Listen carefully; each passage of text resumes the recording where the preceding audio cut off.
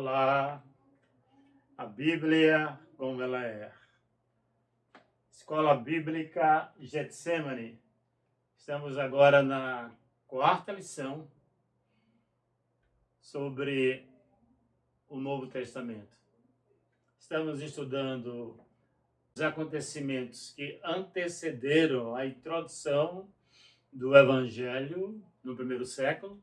São os antecedentes históricos e culturais.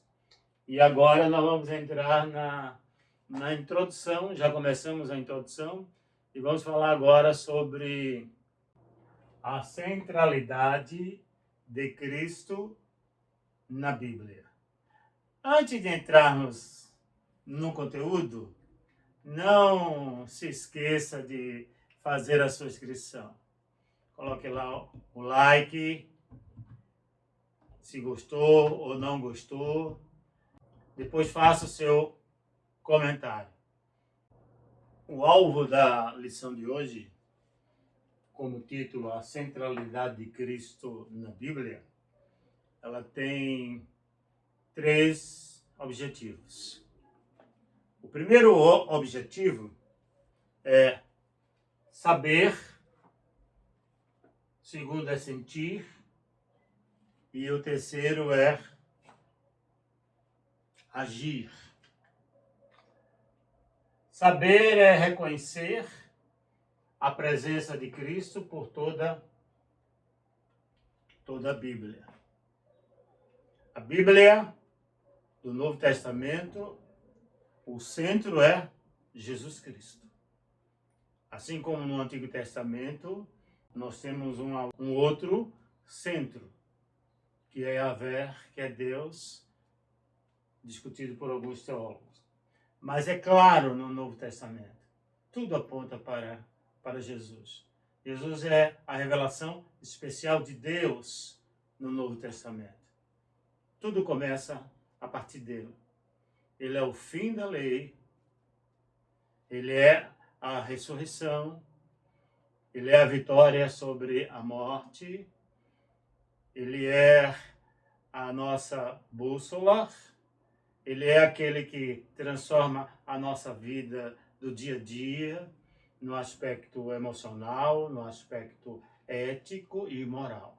Tudo parte de Cristo Jesus. Nós encontramos isso no Novo Testamento. Sentir, sensibilizar-se às muitas formas de manifestação de Cristo. É a multigraça de Cristo. Cristo se manifesta de várias maneiras no Novo Testamento.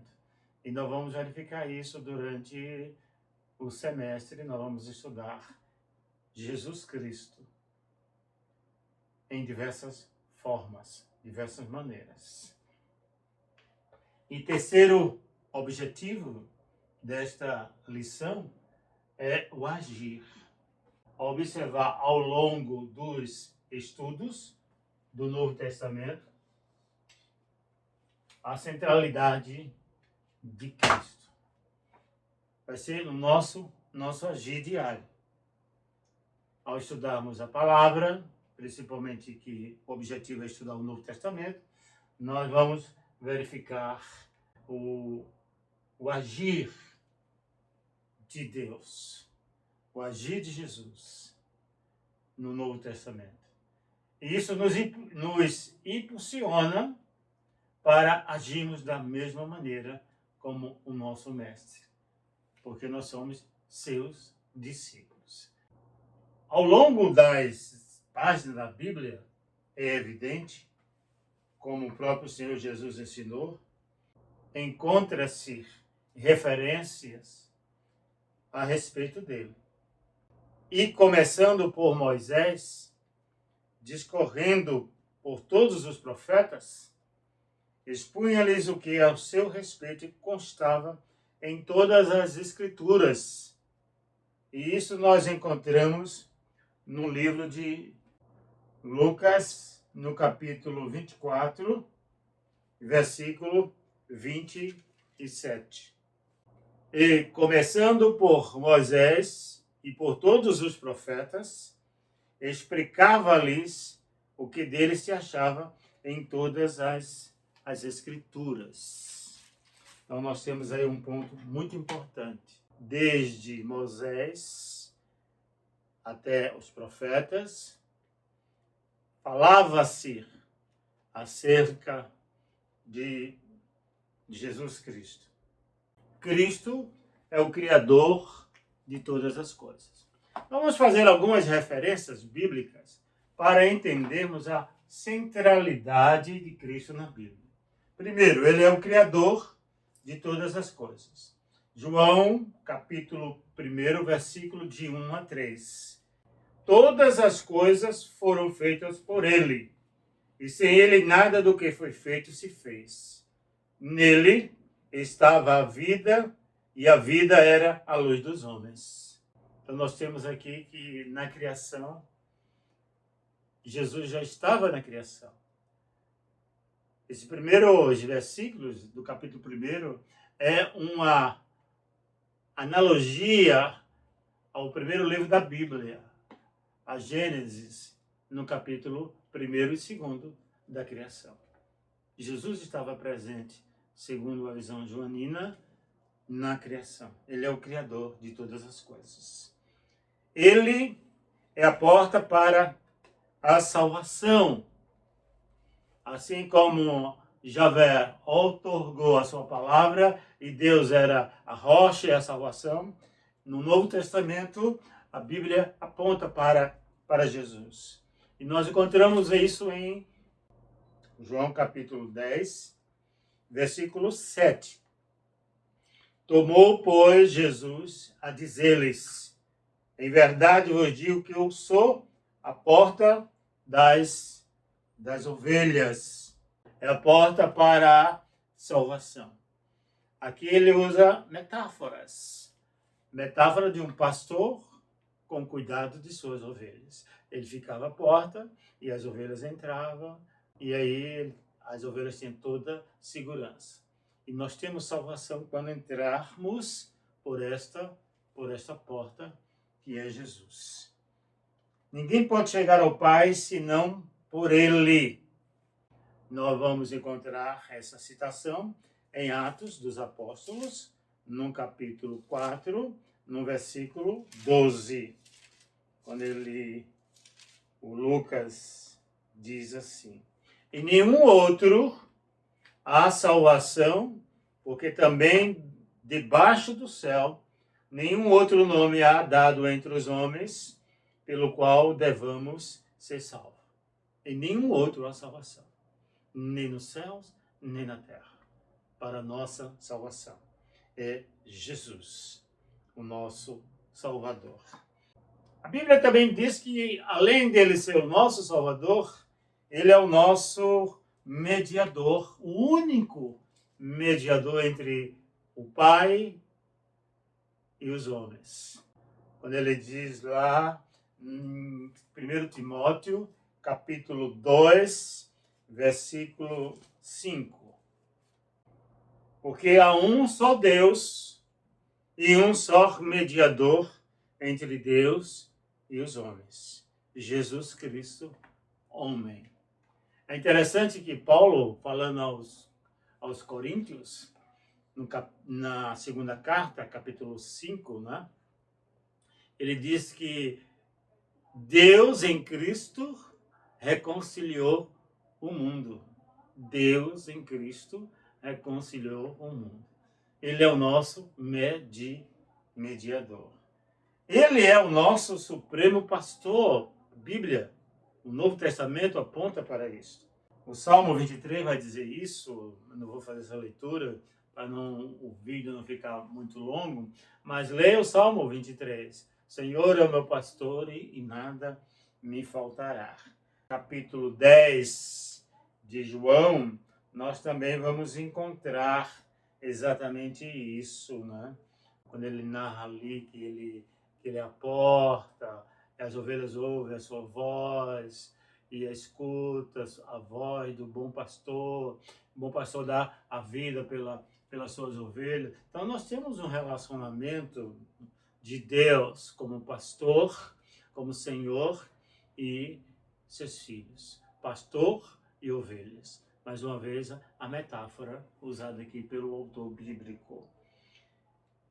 Foi o próprio Jesus quem disse: examinai as Escrituras, porque julgais ter nelas a vida eterna. E são elas mesmas que testificam de mim. João capítulo 5, versículo 39. Algumas igrejas estão marcando passo, estão perdendo tempo, assim como alguns membros estão também marcando passo. Marcar passo é uma linguagem militar usada, você vai marcar passo, você fica marchando sem sair do lugar, porque não estamos estudando, não estamos examinando as Escrituras, a palavra de Deus. Negligenciamos esse aspecto tão relevante e indispensável para o crescimento do cristão. Palavra de Deus. O primeiro ponto, a teologia cristocêntrica. O nome já está dizendo, não é? Cristocêntrica. Cristo é o centro da teologia, é o centro da Bíblia, de toda a teologia. Uma teologia que não é baseada em Jesus como centro, então é uma pseudo-teologia. A teologia é importante porque a Bíblia ela é teológica, do início ao final ela é teologia. É o estudo de Deus, o estudo de Deus em relação à criação, é o estudo de Deus em relação à humanidade, é o estudo de Deus em relação à entrada do pecado, é o estudo de Deus em relação à providência para salvar o homem do pecado. Então nós temos a teologia dentro das nossas escrituras. A Bíblia é teologia, mas tem uma teologia. Às vezes falamos de teologia, mas colocamos ideias antropocêntricas, ideias que o homem é o centro, é mais importante do que Deus. Aqui não, aqui Jesus é a pessoa central de toda a história. Não há ninguém mais importante, mais conhecido no mundo do que o Jesus Cristo, o Filho de Deus. No livro de Filipenses, capítulo 2, versículo de 5 a 11, o apóstolo São Paulo enfatiza essa ideia cristocêntrica, quando ele diz lá, a partir do versículo 5, de sorte que haja em vós o mesmo sentimento que houve também em Cristo Jesus, que sendo em forma de Deus, não teve por usurpação ser igual a Deus, mas aniquilou-se a si mesmo, tomando a forma de servo, fazendo-se semelhante aos homens. Ele deixa todas as prerrogativas divinas, nasce como um homem normal, biológico, natural, aqui, deixa tudo, conforme as Escrituras mencionam aqui.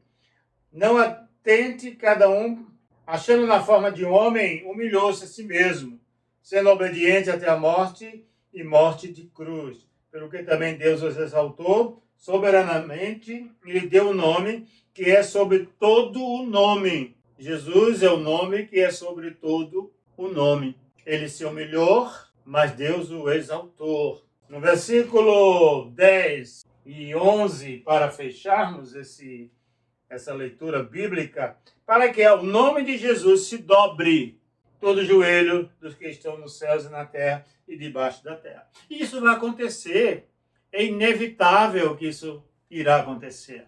Na parousia, na segunda vinda de Jesus. Parousia é a segunda vinda de Jesus. Isso vai acontecer. Os vivos dobrarão seu joelho em reconhecimento, quebrantamento. Os mortos também se levantarão e terão um corpo glorificado conforme as Escrituras e louvarão a Deus, dobrarão o joelho, todos dobrarão o joelho. Aqueles que não confessaram também dobrarão o joelho, mas aí vai ser muito tarde, porque segundo as Escrituras, a parousia, Jesus não vem para pregar, Jesus vem para julgar, vem para buscar a sua igreja, aqueles que o aceitaram como Senhor, principalmente, e Salvador de sua vida. E toda língua confesse que Jesus Cristo é o Senhor para a glória de Deus Pai. Isso é uma alegria tremenda, inigualável no final. Uma alegria que não terá palavras para descrever o sentimento de alegria naquele momento. A teologia cristocêntrica, baseada em Jesus. O homem nasceu como homem, mas nasceu do Espírito Santo, Filho de Deus, conforme as Escrituras. Cristo atemporal. Ele era humano, tinha natureza humana, mas também tinha natureza divina. Então, Cristo atemporal. Cristo é antes de tudo e será eternamente. Ele já existira, nós vimos isso na criação. Ele estava lá na criação. É interessante que os judeus, quando Jesus disse que existia antes de Abraão, eles ficaram aterrorizados com isso. Antes de Abraão, só tem 30 e poucos anos, e aí Abraão, no primeiro século, mas ele já estava lá, antes de Abraão. Atemporal, está acima do tempo. Não está preso ao tempo. Capítulo 13, versículo 8 do livro de Hebreus.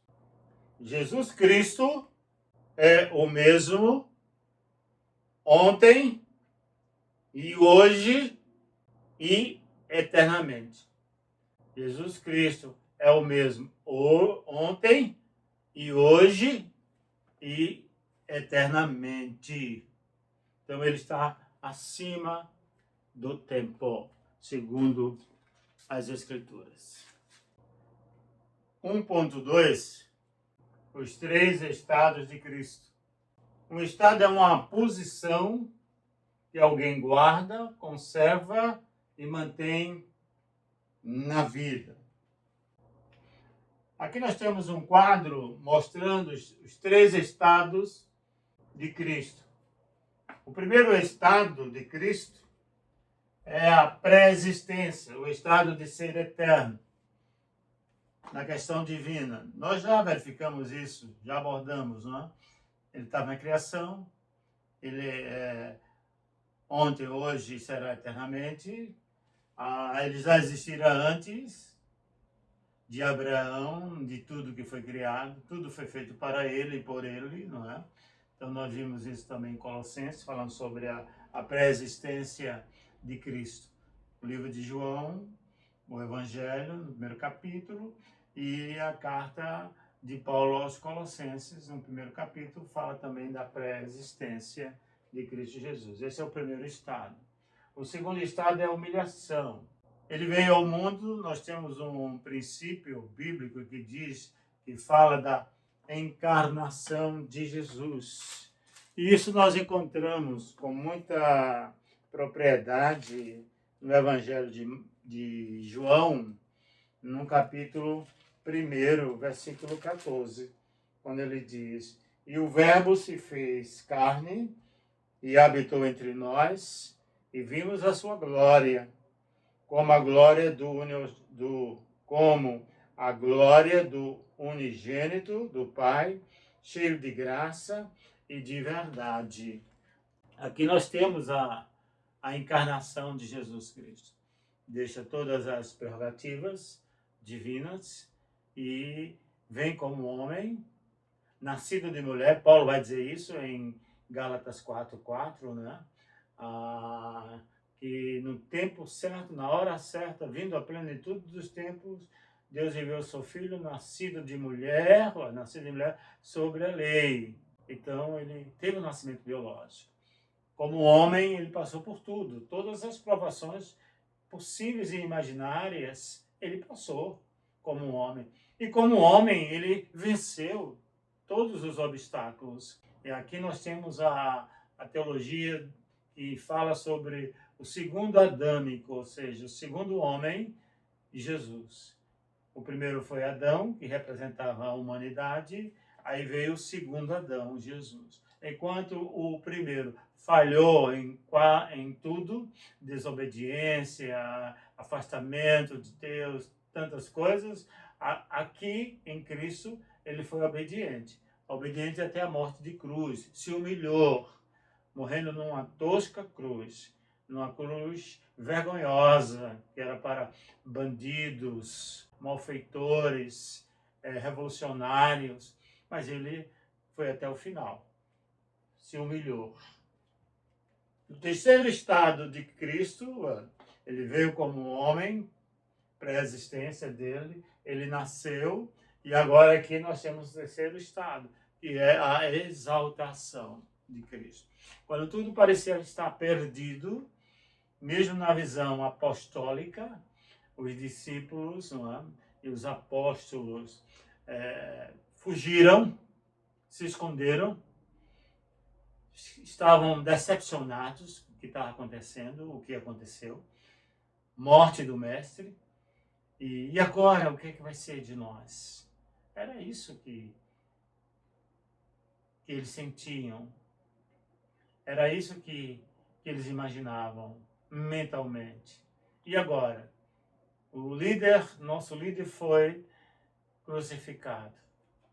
E se continuarmos a sua mensagem, nós teremos o mesmo final.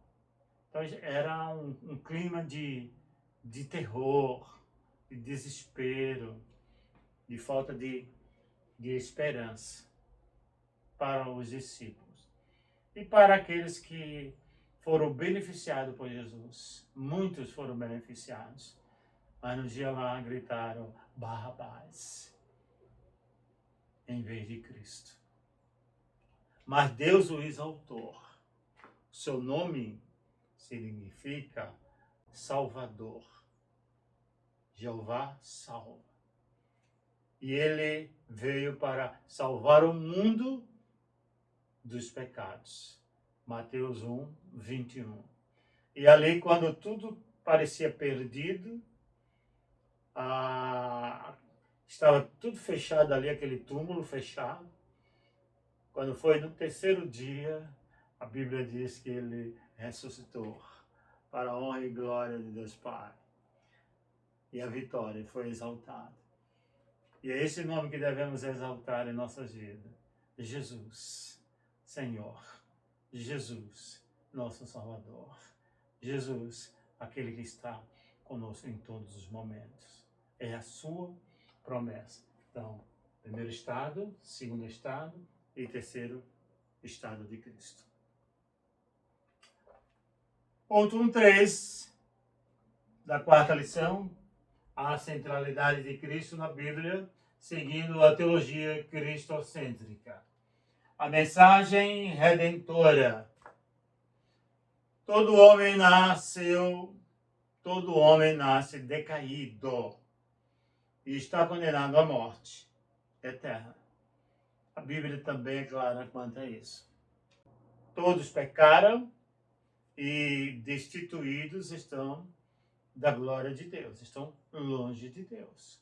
Como todos pecaram, Romanos também vai dizer isso no capítulo 5, a partir do versículo 12, que por um homem entrou o pecado, primeiro Adão trouxe o pecado, e o segundo Adão trouxe a salvação, a redenção. E nós encontramos isso no Novo Testamento, na Bíblia. Precisamos, todo ser humano precisa ter essa consciência. E precisa de Jesus, precisa do Salvador. O salmista passou por uma experiência no Salmo 20, 51, 38 e 32, quando ele fala que o pecado sempre está diante dele e ele não conseguia dormir, tinha insônia, chorava, gritava, o corpo doía, que nasceu em pecado. Então, todos nós herdamos a natureza pecaminosa e precisamos de Deus. Mas Deus já estava preparando um plano.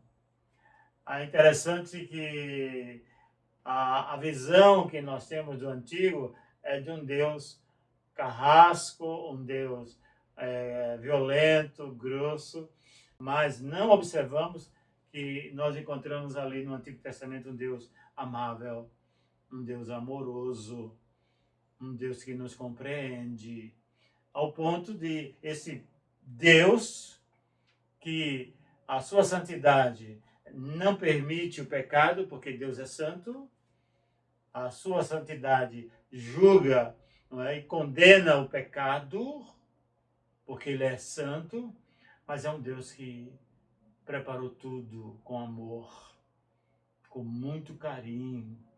E isso o João entendeu com muita sabedoria a ideia do Antigo Testamento. Quando diz lá, é um versículo bem conhecido de todos, João 3:16, quando ele diz: porque Deus amou o mundo de tal maneira que deu seu Filho unigênito, para que todo aquele que nele crê não pereça, mas tenha a vida eterna. Então percebam que Deus amou o mundo. Deus não amou só a nação de Israel. Deus não demonstrou só amor a Abraão, a Moisés, a Isaac, a Jacó, aos profetas. Deus amou o mundo, o universo, o cosmos, a harmonia que esse mundo tem, porque é obra dele. E nós somos criaturas de Deus. Foi Ele que nos criou. E nos criou com muito carinho, com muito amor. Em Gênesis narra tudo isso. Capítulo 1, capítulo 2. Em Romanos 5:8, mas deu prova o seu amor para conosco, em que Cristo morreu por nós, sendo nós ainda pecadores. Então percebam que nós não merecíamos a redenção. Nós não merecíamos a salvação. Mas foi por causa do amor de Deus. O ponto 2 da lição, Cristo em todo o Antigo Testamento. A extensão completa da presença de Cristo no Antigo não pode ser apresentada em uma única lição. Por isso serão indicados alguns exemplos. Onde está Cristo? Em Gênesis capítulo 1, versículo 27, fala da criação. O que o Novo Testamento nos revela? Jesus é o Criador. Inclusive esse texto já foi lido. João capítulo 1, versículo de 1 a 3. No livro de Êxodo, capítulo 12, no Êxodo do povo, onde o Novo Testamento nos revela, Jesus é o Cordeiro Pascal. Em 1 Coríntios 5, versículo 7 a 8. Aqui é sobre a Páscoa, o Cordeiro. E João vai lá no primeiro capítulo dizer: eis o Cordeiro de Deus que tira o pecado do mundo. Jesus é o Cordeiro. Há uma tipologia em relação ao Cordeiro. No livro de Levítico, capítulo 4 até o capítulo 6, nós temos lá a oferta pelo pecado. Deus instruindo o povo, mostrando a separação. Quem está em pecado não pode se aproximar de Deus. Tem que se purificar diante do Altíssimo. E no Novo Testamento, o que o Novo Testamento nos revela? Jesus é a oferta pelo nosso pecado. Está em Hebreus, capítulo 9, versículo 2. No livro de Isaías, que é um livro messiânico dos profetas, é o mais messiânico dos profetas, no capítulo 9, do versículo 6 ao versículo 7, nós temos lá o anúncio do Messias.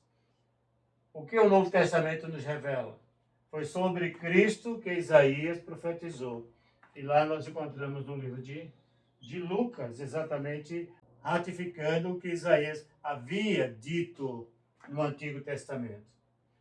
Jeremias 31, na profecia da nova e superior aliança, o que o Novo Testamento nos revela? Pelo sangue de Cristo, a nova aliança foi realizada.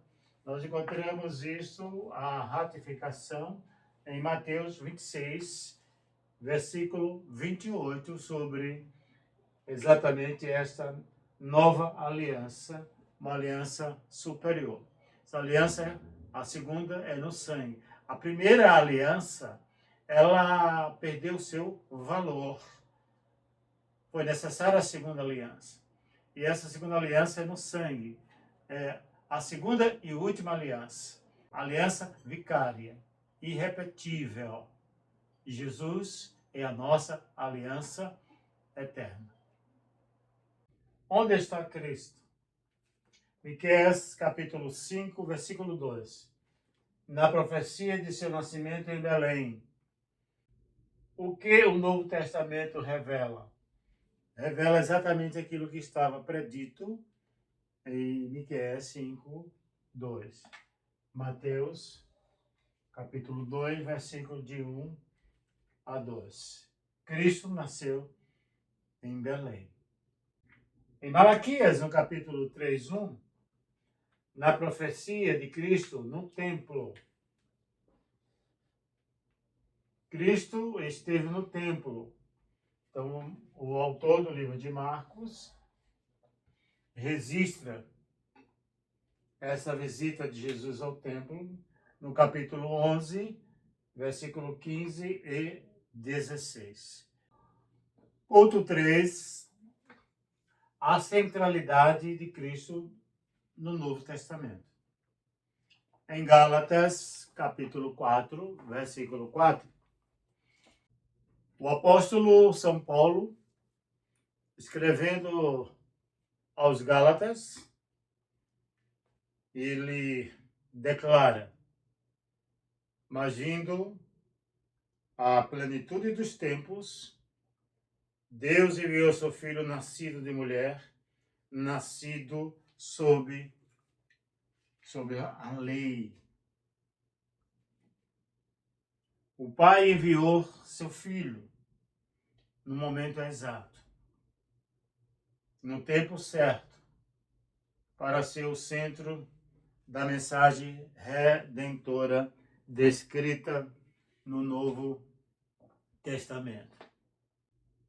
O apóstolo Paulo, quando ele cita esse versículo, ele diz que se pudéssemos resumir a mensagem do Novo Testamento em um único versículo, resumindo em um único versículo, está em Efésios, capítulo 1, versículo 10. De tornar a congregar em Cristo todas as coisas. Em algumas traduções, traz a palavra convergir todas as coisas. Na dispensação da plenitude dos tempos, todas as coisas